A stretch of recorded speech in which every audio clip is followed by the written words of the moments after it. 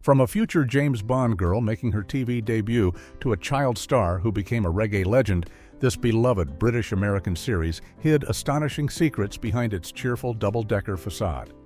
Discover how a stuffed tiger went missing, why the show was initially rejected, and which cast member abandoned Hollywood to become a theoretical physicist in stories that prove this wasn't just child's play. Fact 1.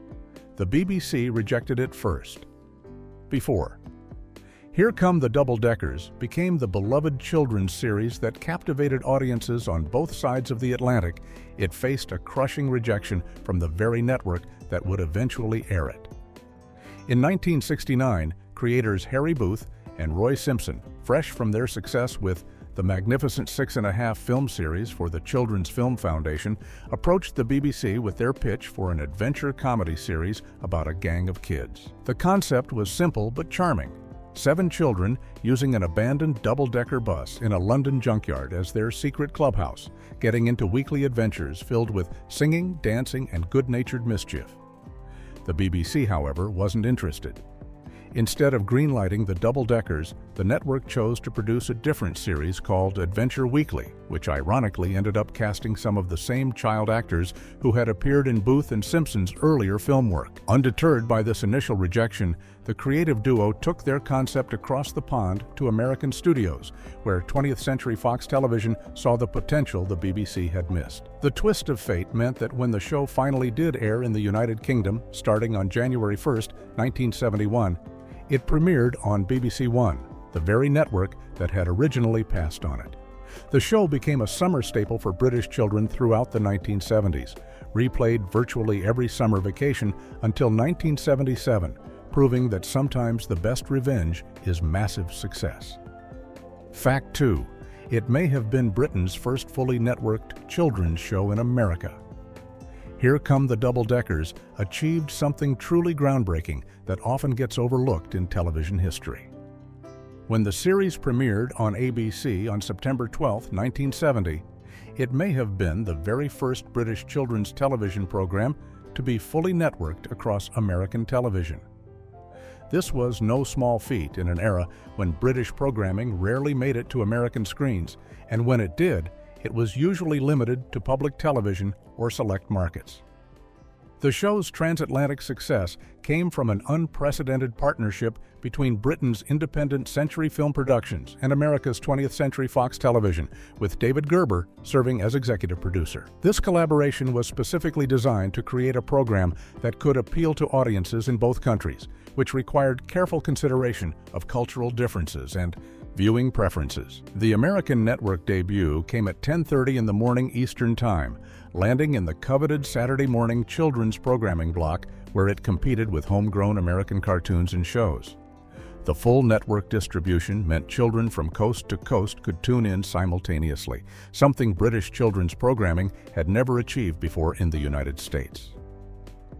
The show performed well enough that ABC repeated it on Sunday mornings throughout the 1971 to 1972 season, maintaining the same time slot and proving that British charm could indeed win over American audiences when given the proper platform and distribution. Fact 3. Jane Seymour's screen debut was playing Alice Long before she became a Bond girl in Live and Let Die or spent 6 seasons as the frontier physician in Dr. Quinn Medicine Woman. Jane Seymour made one of her earliest television appearances in Here Come the Double-Deckers, and the role was fittingly theatrical. In Episode 8, titled Scooper Strikes Out, the 19-year-old actress played Alice from Alice in Wonderland in a surreal fantasy sequence. The episode's plot involved gang leader Scooper getting knocked unconscious by a baseball during the kids' attempts to learn America's pastime, and while knocked out, he dreams that the gang's double-decker bus headquarters has been transformed into Wonderland. Seymour, born Joyce Frankenberg, commanded the screen despite her youth, completely overshadowing the rest of the guest cast, and even the regular young actors. Writer Glyn Jones had crafted the episode as an homage to Lewis Carroll's classic tale, and the production pulled out all the stops with elaborate costumes and sets. Seymour even got to sing in the episode, performing the song Welcome to the Party alongside other cast members, including Tim Barrett as the Mad Hatter, Bunny May as the White Rabbit, and Melvyn Hayes pulling triple duty as the Dormouse, the Cook, and the Cheshire Cat. At the time of filming, Seymour had only made one prior appearance on screen, an uncredited extra role in the 1969 film Oh, What a Lovely War. Just 3 years after her Double Deckers appearance, she would land her breakthrough role as solitaire opposite Roger Moore in the James Bond franchise, launching a career that would span more than 5 decades. Fact 4. One cast member became a chart-topping reggae star, Brinsley Ford, who played Spring, the energetic second-in-command of the Double Deckers gang, went on to achieve something none of his young co-stars could match. He became a music legend. Ford, who was born on October 16, 1953, in Islington, North London, to parents of Guyanese heritage, is widely recognized as the first black child star on British television. While his castmates were still figuring out their post-acting careers, Ford was busy forming Aswad in 1974, just a few years after Double Deckers ended. The band's name, which means black in Arabic, reflected their identity and connection to African and Caribbean heritage. Ford served as the lead vocalist and rhythm guitarist, helping to pioneer a distinctly British reggae sound that blended traditional Jamaican rhythms with elements of rock, soul, and rhythm and blues. For years, Aswad toured relentlessly on the student union circuit throughout the late 1970s and early 1980s, building a devoted following even though they never appeared on mainstream programs like Top of the Pops. Their breakthrough came in 1988 when their reggae version of Don't Turn Around, a song originally written by Diane Warren and Albert Hammond, rocketed to #1 on the UK singles chart. The song also became the most played record on French radio that year. Ford and Aswad went on to receive 2 Grammy nominations and continued to release successful albums throughout the 1980s and 90s. In 2015, Ford was appointed member of the Order of the British Empire for his services to the arts, a remarkable achievement for someone who started his career riding around in a pretend bus on a children's television show. Fact 5. Peter Firth was nearly rejected for his accent. The casting of Peter Firth as Scooper, the leader of the Double Deckers gang, almost didn't happen due to a linguistic concern that seems almost quaint by today's standards. Firth, who hailed from Pudsey in Yorkshire, spoke with what writer Glyn Jones remembered as the strongest Yorkshire accent the production team had encountered. The American producers at 20th Century Fox, who were co-financing the series and had significant creative control, expressed serious doubts about casting Firth. Their concern was straightforward. They believed no one in the United States would understand a word he said, potentially alienating the crucial American audience the show needed to succeed. According to Jones's memoirs, the young Firth could sense the tension during the audition process and was becoming increasingly frustrated as the producers debated his suitability. Jones, who had been instrumental in selecting Firth for the role, silently willed the boy to hang in there, knowing the part was almost his. The British producers argued that this was precisely what dialogue coaches were for, and Melvyn Hayes, who played Albert the street cleaner, took on the additional responsibility of serving as dialogue coach for the entire series, working especially closely with Firth to modify his accent enough to be understood by international audiences. The gamble paid off spectacularly. Not only did Firth's performance as Scooper anchor the entire series, but he went on to have the most successful acting career of all the child cast members, earning an Academy Award nomination for Best Supporting Actor for his role in Equus in 1977 and later starring in Major. Films like The Hunt for Red October and appearing in all 86 episodes of the BBC spy series Spooks. Fact 6. The original stuffed tiger prop was lost. One of the most endearing aspects of Here Come the Double Deckers was the character of Tiger, the youngest member of the gang played by Debbie Russ, who carried around a stuffed tiger toy that was also named Tiger.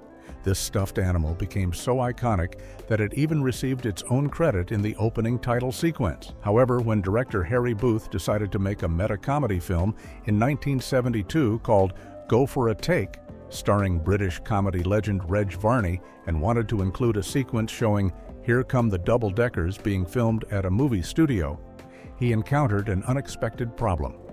The original stuffed tiger prop had completely vanished. Despite the production team searching through the props and storage from the recently completed television series, the beloved stuffed animal was nowhere to be found. Whether it was accidentally thrown away, taken home by someone as a souvenir, or simply misplaced in the chaos that follows the wrap of any production, no one could say for certain. The mystery of its disappearance remains unsolved to this day. For the film, which featured Debbie Russ reprising her role as Tiger within the movie's fictional film within a film framework, the production team had no choice but to find a replacement that looked similar enough to pass for the original. This look-alike stuffed tiger served its purpose for the brief appearance, but fans who look closely can spot the subtle differences between the television show's original prop and the substitute used in Go for a Take. The incident serves as a reminder of how ephemeral television production can be, where even iconic props can disappear without a trace once filming wraps. Fact 7. Melvyn Hayes wore many hats behind the scenes. While most viewers knew Melvyn Hayes as Albert the cheerful street cleaner who was the only adult in on the children's secret, his contributions to Here Come the Double-Deckers extended far beyond his on-screen performance. Hayes, who was already an established actor in his mid-30s when the show was made, having appeared in Cliff Richard films like Summer Holiday and numerous other British productions, became an indispensable creative force behind the scenes. He co-wrote the show's infectious theme song, Get On Board, alongside Harry Booth and Johnny Arthey, the catchy tune that encouraged viewers to join the double-deckers on their double-decker London bus. But Hayes's creative involvement didn't stop there. He also wrote the entire script for the episode titled Man's Best Friend, which focused on the gang creating a holiday home for pets, and co-wrote another episode called Get a Movie On, in which the children attempt to make their own film. Perhaps most importantly, Hayes served as the dialogue coach for the entire series, a role that proved crucial given the show's international ambitions and the need to ensure the young British actors could be understood by American audiences. This was particularly vital for Peter Firth, whose strong Yorkshire accent had nearly disqualified him from playing the lead role of Scooper. Hayes worked with all the children to help them deliver their lines clearly and naturally, coaching them on timing, diction, and performance, while also maintaining their authentic British charm. His multiple roles demonstrated a level of commitment and versatility that went largely unrecognized by audiences at the time, but was essential to the show's success. Fact 8. From child star to physics professor Douglas Simmons, who played the lovable food-obsessed character Donut, took perhaps the most unexpected career path of any of the Double-Deckers cast members. Born on February 18, 1958, Simmons was just 12 years old when he appeared in the series, playing the comic relief character known for his perpetual hunger and forgetfulness. After the show ended and a brief additional appearance in the BBC anthology series Play for Today in 1970, Simmons made a decision that stunned those who knew him. He completely walked away from acting to pursue science and medicine. He enrolled as a medical student, dedicating himself to rigorous academic study in a field about as far removed from show business as one could imagine.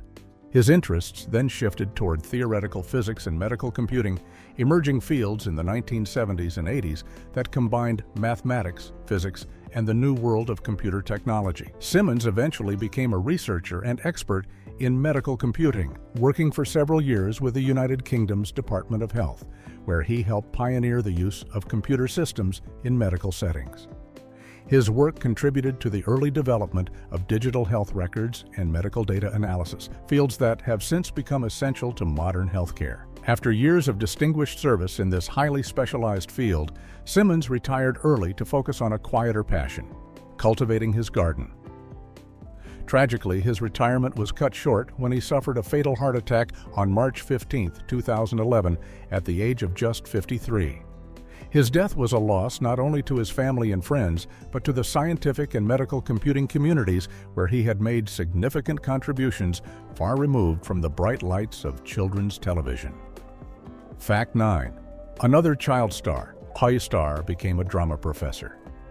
Gillian Bailey, who played the tomboyish character Billy, the strong-willed girl of the gang, also left acting behind, but found her true calling in academia. Born on June 14, 1955, in Wimbledon, London, Bailey was fairly experienced for a child actor when she landed the role, having already appeared in a television version of The Railway Children in 1968. She was selected from an astonishing pool of 2,000 children who auditioned for the Double Deckers, a testament to both the show's anticipated popularity and the competitiveness of landing a lead role. After the series ended, Bailey continued acting throughout the 1970s, appearing in beloved British series like The Witch's Daughter, Thursday's Child, Follyfoot, and later as an adult in Poldark, Blake 7, and County Hall. However, by the 1990s, Bailey found that acting work was drying up, a common experience for former child stars. Rather than struggle to maintain a fading career, she made a bold decision to completely reinvent herself. In 1992, she returned to Kingston University to complete her education, earning a degree in English literature. She then pursued a Master of Arts degree in theater research, followed by a doctorate degree in theater. Her academic work focused on women's performance histories, examining the often overlooked contributions of female performers throughout theatrical history. After spending time at the Drama and Theatre Department at Royal Holloway, University of London, Bailey eventually became Professor of Women's Performance Histories at the prestigious Royal Central School of Speech and Drama in London, a position she held as of July 2023. Her transformation from child actress to respected academic represents one of the most successful career pivots of any former double-decker. Fact 10. It was based on an earlier film series. Here Come the Double-Deckers didn't spring from nowhere, but was actually a carefully crafted television adaptation of an earlier success. Prior to creating the television series, Century Films had produced a serial for the Children's Film Foundation called The Magnificent Six and a Half, which ran from 1967 to 1972. These short films, shown primarily at Saturday morning cinema matinees for children across Britain, featured a gang of 7 children who got into various adventures and mishaps, establishing many of the character dynamics and story formulas that would later define the Double-Deckers. The film series was hugely popular with young audiences and proved the concept worked. Like the later television series, The Magnificent Six and a Half centered on the escapades of 7 children with distinct personalities, and many of the plots, gags, and even specific jokes would be recycled and adapted for the television show. The creative continuity between the two projects was substantial. Harry Booth and Roy Simpson, who had produced and directed the film series, took the same roles on the television show. Writer Glyn Jones, who had scripted many of the film adventures, came aboard as script editor and writer for multiple episodes. Even choreographer Arnold Taraborelli, who had designed the title cards for The Magnificent Six and a Half, continued his work on the Double-Deckers. Most significantly, 2 of the child stars from the film series, Brinsley Ford and Michael Audrison, were cast in the television show, providing a direct link between the 2 productions. Even Melvyn Hayes, who would become a series regular as Albert, had appeared in a few episodes of The Magnificent Six and a Half, testing the chemistry that would later define his relationship with the young cast. Fact 11. Fox demanded major changes for American audiences. When 20th Century Fox agreed to co-produce and distribute Here Come the Double-Deckers after the BBC's rejection, the American studio came with a long list of demands that significantly altered the show's original British vision. The studio executives believed that for the series to succeed in the American market, it needed substantial modifications to make it more palatable to viewers across the Atlantic. Their first major demand was that all of the cast members from the Magnificent Six and a Half film series be replaced with new faces, with the exception of Brinsley Ford and Michael Audrison, who were too essential to the ensemble dynamic. Fox insisted on including at least one American actor in the cast, which led to the hiring of Bruce Clark from Detroit, Michigan, who played Styx, the drummer. This decision was purely about giving American children someone they could directly identify with, a character who spoke with their accent and understood their cultural references. But the changes went deeper than casting. Fox demanded that American cultural elements be woven throughout the scripts, even though the show was set in London. Episodes began featuring Thanksgiving celebrations, baseball games, and American football, activities that would have been unusual for British children of that era to engage in so prominently. The show even started calling candy sweets one moment and candy the next, mixing British and American terminology in ways that sometimes felt jarring. The children's costumes were sourced from American retailer J.C. Penney rather than British shops, giving them a distinctly American style despite their London setting. Fox also insisted on the inclusion of Albert, the adult street cleaner character, because the studio refused to allow any of the children to be the butt of certain jokes, a role that young actor Ian Ellis had often played in the film series. Fact 12. A studio executive's firing killed the show. The premature cancellation of Here Come the Double Deckers after just 17 episodes had nothing to do with poor ratings or lack of audience enthusiasm. In fact, the show was beloved by children in both Britain and America, and Century Films was actively planning to return to production after a brief hiatus to complete the remaining 9 episodes needed for a full 26-episode first season. A second season of another 26 episodes was also in development, which would have given the series a substantial 52-episode run. However, during the show's production break in late 1970 and early 1971, 20th Century Fox underwent major corporate upheaval at the executive level. Richard Zanuck, who had been the show's champion within the studio and had pushed for its production and distribution despite internal skepticism about a British children's program, was fired as part of a management shakeup. With Zanuck gone, the new executives at Fox reviewed the slate of projects they had inherited and took a very different view of the Double Deckers. The series had received mixed reviews from American television critics who sometimes struggled to understand its distinctly British humor and sensibility despite the American elements that had been grafted onto it. Without Zanuck to defend the show and argue for its continuation, the new management decided to pull the plug entirely. Century Films, despite having already invested in pre-production for the additional episodes and having scripts ready to shoot, found themselves without their American partner and the significant funding that came with it. The British company couldn't afford to produce the series independently at the scale and quality that had been established, so the show ended abruptly. Fans on both sides of the Atlantic were left with just 17 episodes and the bittersweet irony of the show's closing theme song, which cheerfully promised, "See you next week." Fact 13.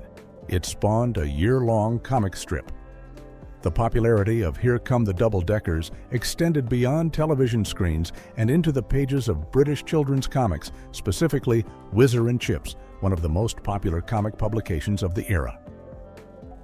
The Double Deckers comic strip made its debut in the issue dated May 22, 1971, roughly 4 months after the show premiered on BBC One in the United Kingdom.